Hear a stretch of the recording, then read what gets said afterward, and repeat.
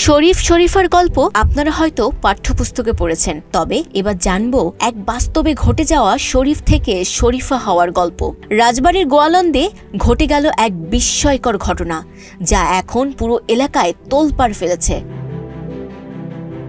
১.৫ মাস আগে সামাজিক যোগাযোগ মাধ্যম ফেসবুকে প্রেম করে শান্ত নামের এক যুবকের সঙ্গে সামিয়া নামে এক তরুণীর বিয়ে হয়। ৭ জুন তিনি আচমকা শান্তর বাড়িতে হাজির হন। পরিবারের সম্মতিতে তারা বিয়ে করেন, কিন্তু শান্তর কল্পনাতেও আসেনি নববধূ হিসেবে শান্তর ঘরে আসা সামিয়া আসলে একজন পুরুষ।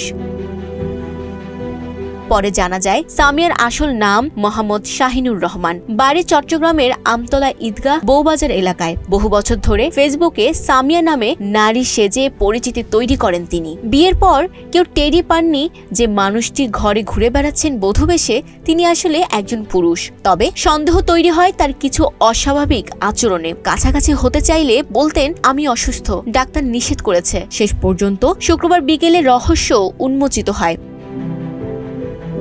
সামিয়া যে পুরুষ এ তথ্য জানাজানি হতেই সামাজিক মাধ্যমে রীতিমতো ভাইরাল হয়ে যায় পুরো ঘটনা। শান্ত বলেন, ফেসবুকে পরিচয়, প্রেম, হঠাৎ বিয়ে, সবকিছুই যেন এখন দুঃস্বপ্ন।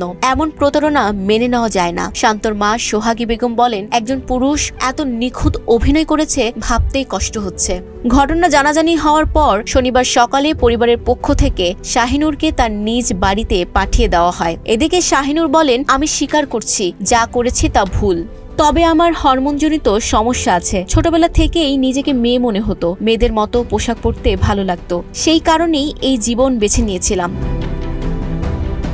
ছোট ভাকলা ইউনিয়নের চেয়ারম্যান জানান, ঘটনাটি এক সদস্যের মুখে শুনেছেন, তবে কেউ এখনো আনুষ্ঠানিকভাবে জানাননি। গোয়ালন্দ ঘাট থানার ওসি বলেন, বিষয়টি এখনো আমাদের কাছে আনুষ্ঠানিকভাবে আসেনি। অভিযোগ পেলে তদন্ত করে আইনগত ব্যবস্থা নেওয়া হবে। Sabikun Nahar, Sadia, news flash 71।